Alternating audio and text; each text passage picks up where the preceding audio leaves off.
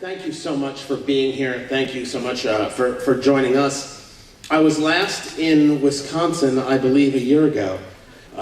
Tax Day, 2011. Yeah. In the snow, for those of you who were there. And I can clearly remember, first of all, that I was in Wisconsin in the snow. Coming from Los Angeles, a treat.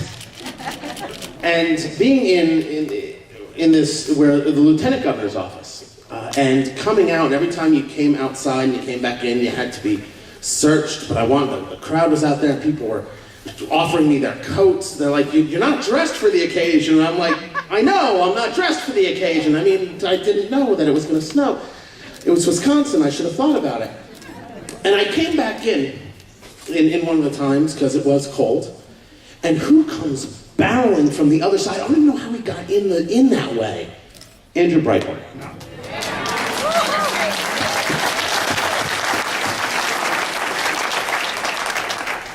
He had just come, I think, from Florida. He'd come through Chicago. Andrew, what are you doing here? Sarah Palin asked me to open. I showed up. What do you want me to do?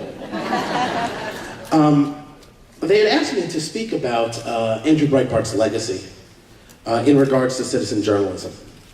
And that's not an easy thing to do. So I want to set a couple of basic things with you, a couple of ground rules. I am not Andrew Breitbart. I am not trying to be Andrew Breitbart. I am a man who has learned, like we have all learned, and I want to engage that conversation with you. I am very wary of the person who says that they are the next Andrew Breitbart. There was one, ladies and gentlemen, a hell of a man, who did a tremendous amount of work for all of us in this nation.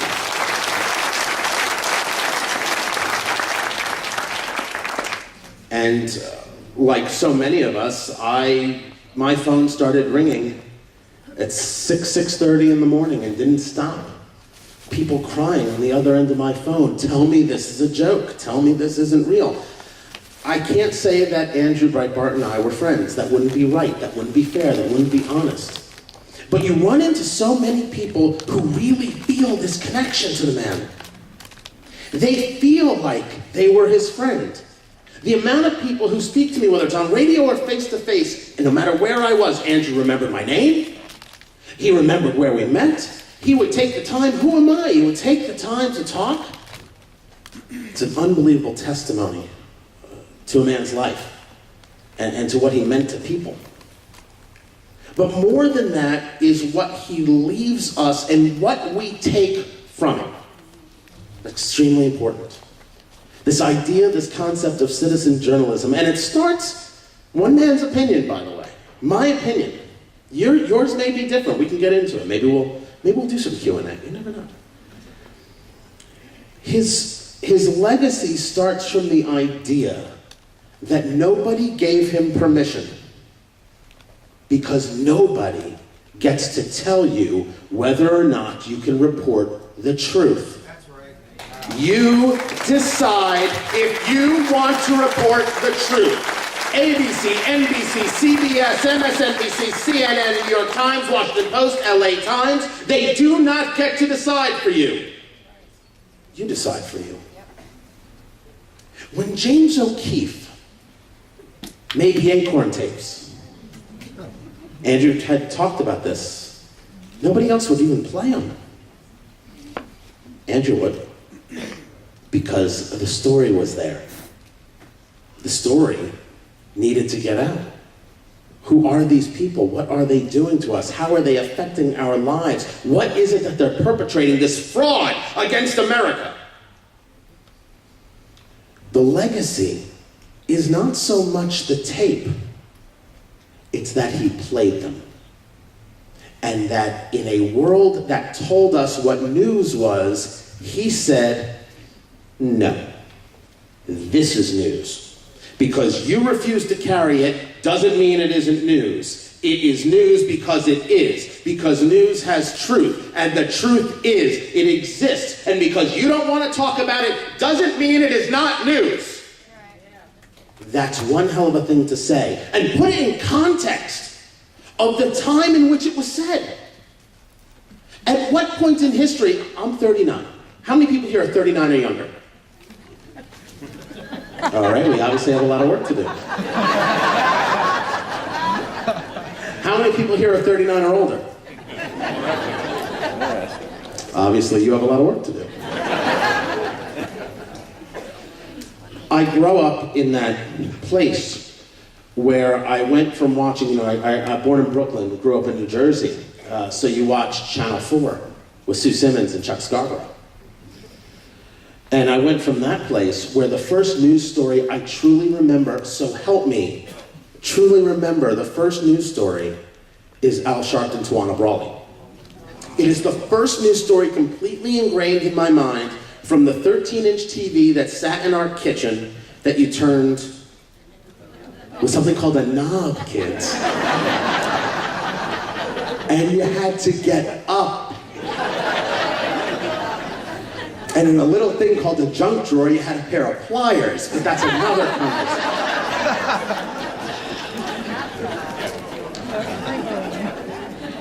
So I grew up in that transitional stage from media being 3 stations to media being me, to media being we. And when you take a look at the people and the things that made that so, there was blogging, and blogging had been around for a while, and it slowly picked up and slowly picked up. But blogging was usually about thoughts. It wasn't about news. What Andrew Breitbart did was completely beyond convention. Not only had it never been really done that aggressively, it had never been done that unabashedly. We look at people now who put forth that they're a news organization, who put out news there and they're willing to defend themselves. That didn't happen 5 years ago. Ladies and gentlemen, meet the legacy of Andrew Breitbart. It wasn't about the news, it's about the fact that he played it and he did it unabashedly.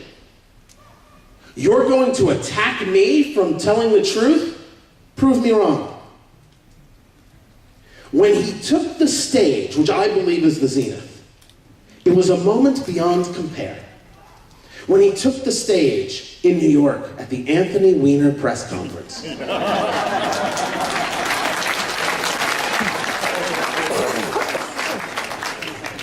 I mean, if you have kids, put your hands over their ears.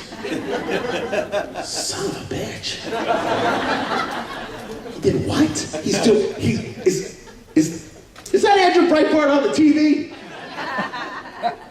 People went crazy. He happened to be in New York. He knew that the press conference was going to happen. He was sitting in the back of the room. This is how the story is told to me. And reporter after reporter told him to get up there and answer questions. So he did.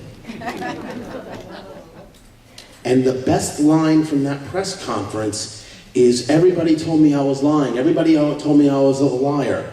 Tell me one lie. Show me one provable lie. Show me. The genius, the legacy of Andrew Breitbart is not that he reported the news when people told him he wasn't allowed to report the news. It's not even that he did it unabashedly. He turned it back on you and made you responsible for not doing it. You're going to call me names for doing it. This is his entire methodology, that there is indeed a hardcore leftist press against you, against us, against we the people, against the nation. Their job is to push a narrative, not to push news. And he said, no. The job is news. The job is the truth. And I'm going to tell the truth. And every time you call me a liar, I'm going to say, prove it. I say it a little bit stronger sometimes. But I don't want to say it again because there are kids there. Hi, how are you? You look great today. One of the great stories that I heard from, one of the things that I do with radio is I fill in often for Dana Lash. If you know Dana Lash, she's a contributor to CNN, and she hosts a fantastic show down in St. Louis. I don't know if it's on against Vicky. If it is, listen to Vicky. If it's not, listen to Dana and listen to Vicky, or listen to Vicky, then Dana, then Vicky. Vicky's on the air like 72 hours a day. I don't know how this happens. 900 stations. They build stations just for Vicky McKenna, to be honest. Unbelievable. And so I filled in for Dana while she was at the funeral, and then left my studio to head down after my show to the memorial. And one of the stories that was told was this, that one of the great responses that he would give when being questioned about, well, oh God, all right, I'll use this as the example because I'm here, I mean, it's behind me. Americans for Prosperity, well, they're just funded by the Koch brothers. And the response supposedly that he would give goes as follows. So?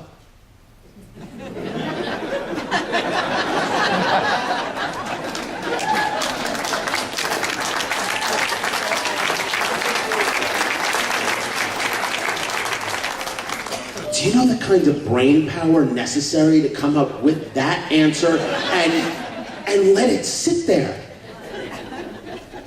Don't.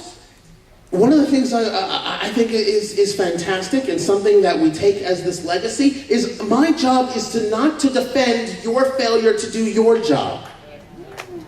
You push out a false meme and it's my job to correct your meme for you? No, my job is to call you the liar that you are. You push out a false meme and my job is to somehow be offended by the fact that you're lying? Absolutely not. I reject the premise out of hand. That's not my job. For so long, we, who disagreed with the hardcore leftist progressive press, have been put on the defensive. There's something wrong with us. There's an issue with us. There's a problem with us. We hate America. We hate children. We hate people of color. We hate women. Prove it. Every single day, it seems to me, one man's opinion. He was making you prove it. And the genius of the conversation of so? It's not that he pushed the news and the truth. It's not that he did it unabashedly.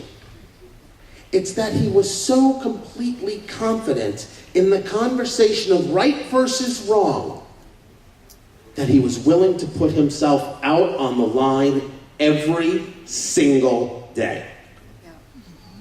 That's a legacy. That's a legacy that most people dream about. What is it? A hero dies, but a coward dies 1,000 deaths. A hero dies but once. Is that the expression? Do I have it basically right over there? The effect of the legacy. I'll take it from me, and it's so funny that Brian and Vicky should have this sign. That's Saul Alinsky. Because you have to understand the fight. Part of the legacy is the recognizing of the fight. You taking my picture, Nancy Mulholland? You have to recognize the fight. Now, I don't know if everybody has to do it or has to have the fight that he had for that cause. Some people fight statism. I do. Lots of things to fight. Some people fight in a specific area. That's good too. But the recognition that it is the press that has failed America. One of the things you're seeing on Breitbart.com, the vetting of the president. That was immediately called racist. That was immediately called fear-mongering. No. We're doing the job you guys didn't do 4 years ago.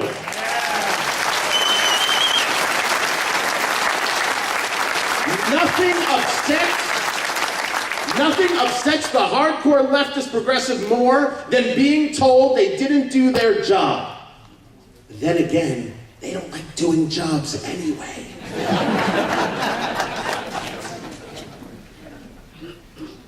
The legacy of Andrew Breitbart and the discussion of it, I have to tell you, I don't think I've ever given a speech sitting down in my life. I don't think I've ever sat in one place this long in my life. But it required, for me, and to engage the conversation properly, a kind of reset of the mind for what we're talking about. because I'm very clear that I'm not him. And I think that the people who are trying, if there are people out there who are trying to make the attempt to say, I am the next, no, you're not.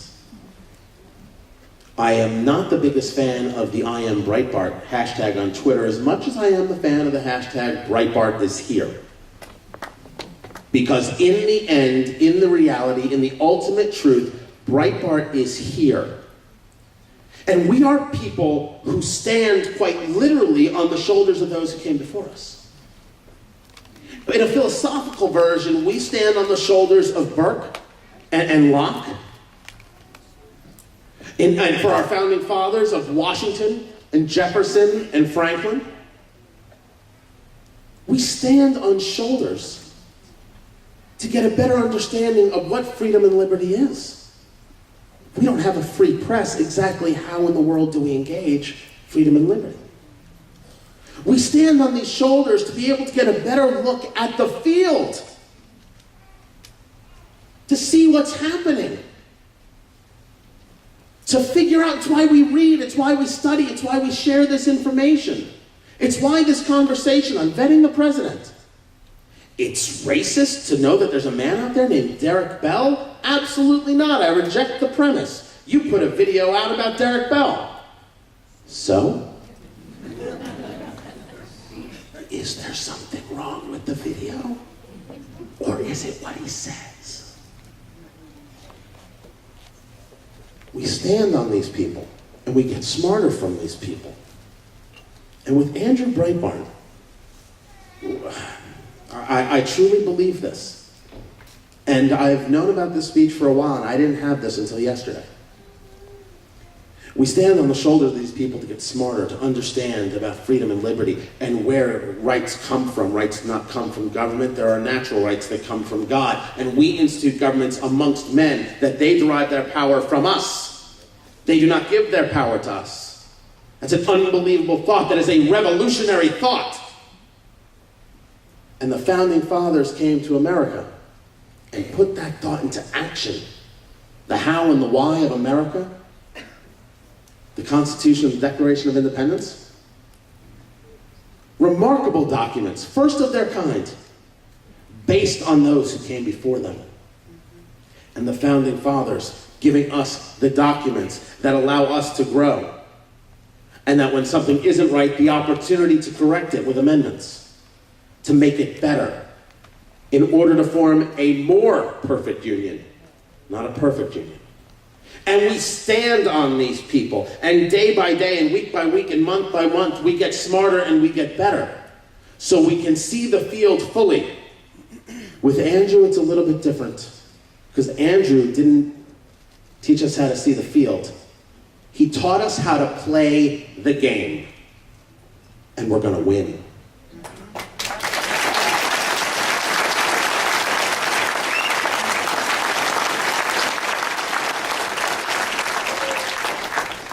Events like these are how we win. Things that you saw Eric Telford and Tabitha Hale here from Franklin Center is how we win. Blogs and videos and radio shows and supporting those shows and pushing out those videos and creating those videos and moving the truth, that is how we win. And never sitting down when we hear a lie is how we win. And challenging the lie at all costs everywhere we are is how we win. And confronting the occupiers, those evil elitists, is how we win. Calling them by name, speaking the truth to power. Let the chips fall where they may. That is how we win. That is the legacy of Andrew Breitbart. My name is Tony Katz. Thank you.